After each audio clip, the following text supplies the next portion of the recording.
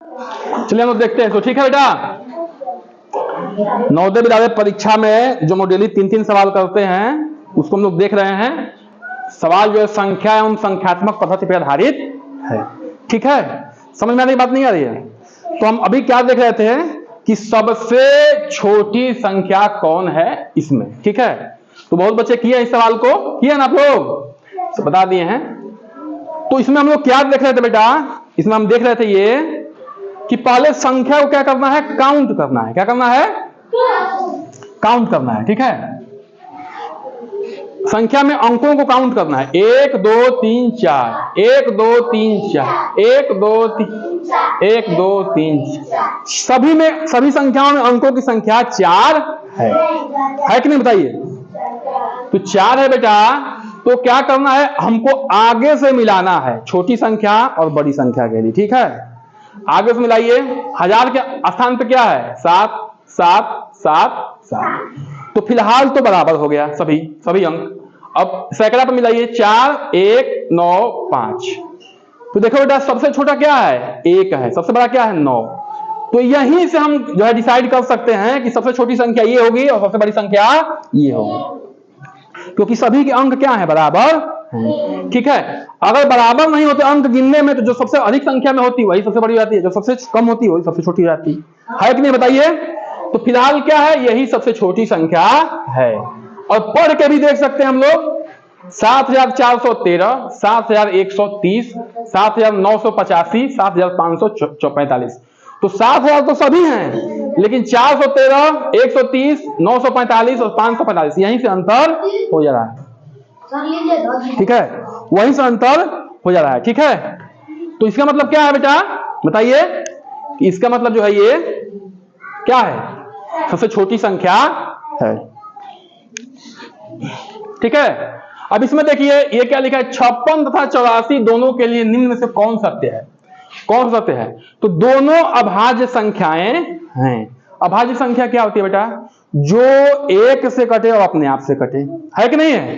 जो 1 से कटे और अपने आप से कटे। लेकिन देखिए इसके इकाई पे 6 है, इसके इकाई पे 4 है कि नहीं बताइए? तो इसका मतलब क्या है कि ये 2 से भी कट जाएंगे। इकाई पे 0 2 4 6 हो, 8 हो, तो ये संख्याएं 2 से कट जाती हैं। कटते कि नहीं कटते बताइए? तो ये संख्याएं 2 से कट जाएंगी तो क्या होगा? ये अभाज्य नहीं है। ये क्या है? ये संख्याएं दोनों भाज्य हैं, तो ये गलत हो जाएगा। ठीक है, अगला क्या बेटा कि दोनों सअभाज्य संख्याएं हैं। ठीक है, दोनों सअभाज्य संख्याएं हैं। अब हम लोग क्या चर्चा करते हैं कि सअभाज्य क्या होता है? बातें नहीं। देखिए जैसे 8 और 15 क्या है? सअभाज्य संख्या है। क्यों? क्योंकि इनका उभयनिष्ठ गुणज क्या है? उभयनिष्ठ क्या गुणनखंड 1 है। ठीक है, 1 गुणज है। ठीक है, इसमें जो है कोई भी इनका गुणज आपस में मिलता जुलता नहीं है। तो 8 और 15 क्या हो जाएगा? सअभाज्य संख्याएं होंगी। लेकिन इसके मतलब सिर्फ इनमें एक ही कॉमन है। ठीक है, लेकिन देखिए बेटा ये 2 से कट रहा था ना, 2 से कट रहा था कि नहीं कट रहा था? ये भी कट रहा था, ये भी कट रहा था, तो 2 तो कॉमन हो गया। तो 1 के अलावा 2 भी कॉमन हो गया। इसका मतलब दोनों सअभाज्य नहीं है। देखो 2 से कट जाएंगे क्योंकि इकाई पे 6 है, इकाई पे 4 है। ठीक है, दोनों 14 के गुणज हैं। 14 का गुणज का मतलब कि 14 के पहाड़े में आते हैं। अच्छा 10 तक ही नहीं काउंट करना है, अगर आगे तक काउंट कर सके तो हम भाग देके भी इनको देख सकते हैं। फिलहाल हमको 14 का पहाड़ा सबको याद है। 14 का 14 नहीं कहा?